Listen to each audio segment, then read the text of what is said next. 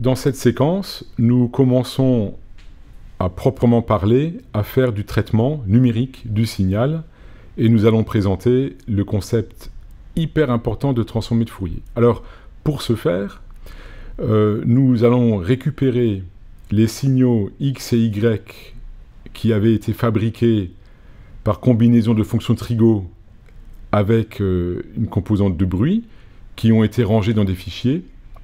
Nous les récupérons à partir de ces fichiers, et on observe dans la variable TMP qui a été donc lue dans ces fichiers, que les deux vecteurs ont été rangés sous forme de vecteurs colonnes. La première colonne, c'est le vecteur X, tandis que la seconde colonne, c'est le vecteur Y. Donc, nous reconstruisons ici le vecteur X par extraction de la première colonne de la variable TMP, et nous reconstruisons le vecteur Y par extraction de la seconde colonne sur la variable TMP issue de la lecture du fichier.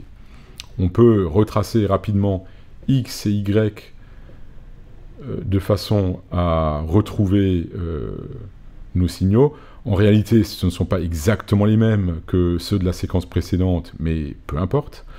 Ils ont été construits de façon analogue, bruit plus composante sinusoïdale, et on constate ici clairement, la courbe en rouge c'est le vecteur Y, que Y est un signal moins énergétique puisque les amplitudes sont nettement plus faibles. En bleu, le signal X. Alors, la problématique de la transformation de Fourier, c'est de décomposer ce signal, ou ces signaux, l'un des deux éventuellement, sur les exponentielles complexes pour faire en fait une représentation des mêmes signaux mais dans un autre ensemble de vecteurs de base. Pour ce faire, nous allons calculer les coefficients de la transformée de Fourier d'abord 1 par 1, et puis nous montrerons qu'on peut faire ça de façon vectorisée avec la fonction FFT de syllabes, pour confirmer que nos opérations manuelles correspondent bien à la fonction FFT.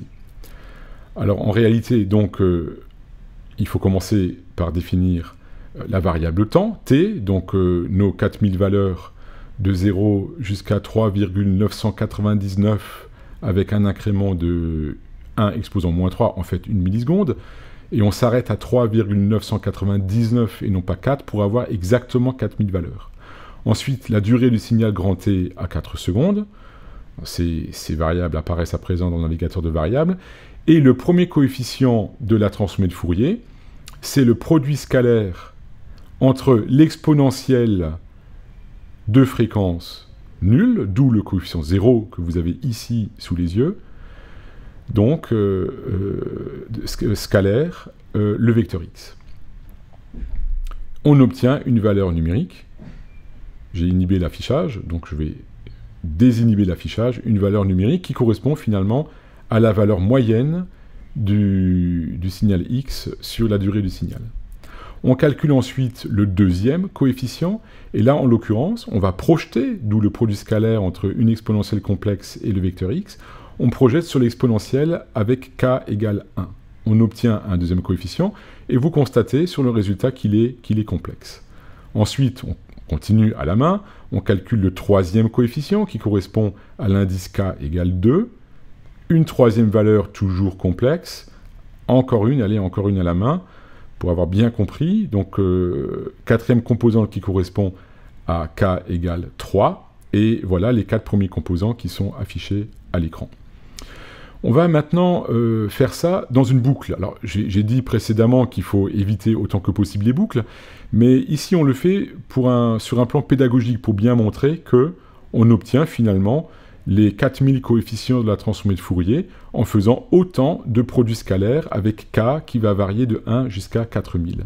Donc, la kème composante est obtenue, c'est actuellement ce que je tape à l'écran, enfin au clavier, est obtenu par produit scalaire avec l'exponentielle de la k-1e composante, scalaire x.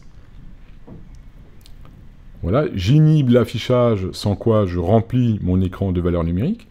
Le end de la boucle, je lance le calcul, et vous constatez dans le navigateur de variables que j'obtiens un vecteur de 4000 composantes, ici, voilà, 4000 lignes avec une seule colonne. J'obtiens une transformée de Fourier sous forme de vecteur colonne. Alors vous avez bien compris que le résultat est un vecteur avec des composantes complexes, et on va à présent représenter graphiquement, donc via la fonction plot, on va représenter le module, d'où la fonction ABS, pour le module de la transformée de Fourier de TF. Lorsqu'on regarde le résultat, on obtient ce graphique, qui est assez difficile à lire pour l'heure, parce que toutes les informations intéressantes sont relativement écrasées du côté des indices faibles, donc proches de l'origine ici. Donc on va faire un zoom, on va regarder, on va retracer la fonction, mais seulement sur les premières composantes pour regarder de façon plus en détail. Alors ici, je fais le plot, mais seulement sur les 100 premières composantes, plutôt que sur les 4000 au total. J'ai oublié de taper une parenthèse, voilà qui va être fait avec quelques erreurs de manipulation, la parenthèse manquante. Et voilà donc le tracé des coefficients de la transformée de Fourier sur les 100 premières composantes. On voit qu'il y a 3 pics, parce que dans le signal d'origine, j'avais mis 3 fonctions sinusoïdales ou cosinusoïdales, et on devine ici sur les amplitudes de ces pics que c'est la troisième qui a l'amplitude la plus élevée. Maintenant, je vais obtenir le même résultat, mais plutôt que de tourner une boucle, ce qu'il faut absolument éviter, j'obtiens le même résultat en calculant une variable TF bis par application sur le vecteur x de la fonction FFT.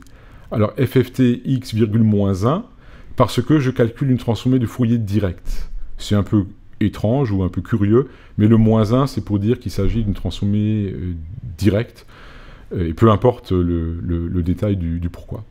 Je trace les 100 premières composantes du TF bis obtenues par application de la fonction FFT, qui est une fonction native de syllabes, et puis je vais, en ouvrant une seconde figure, comparer ce second tracé obtenu par la fonction FFT avec mon premier tracé que j'avais obtenu par ma boucle, et puis je vais constater que les deux fonctions, eh bien, en fait, elles sont identiques. C'est-à-dire que ça confirme le fait que FFT réalise bien la transformée de Fourier, c'est-à-dire la projection de mon signal X sur un ensemble de 4000 exponentielles complexes, et les résultats sont rigoureusement identiques, pour peu qu'on puisse en juger sur ces graphiques.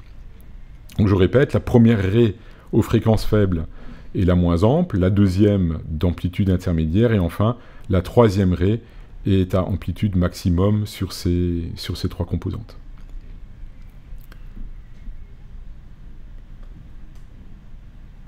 Si j'affiche maintenant les modules des composantes, puisque je m'intéresse uniquement aux modules, au moins pour l'instant, je remarque donc les premières valeurs, les 30 premières valeurs, et je peux retrouver les rangs des pics.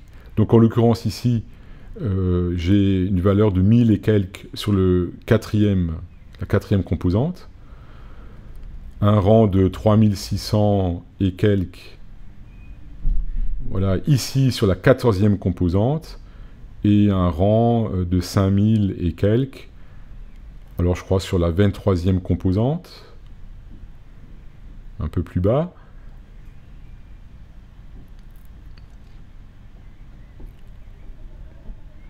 On va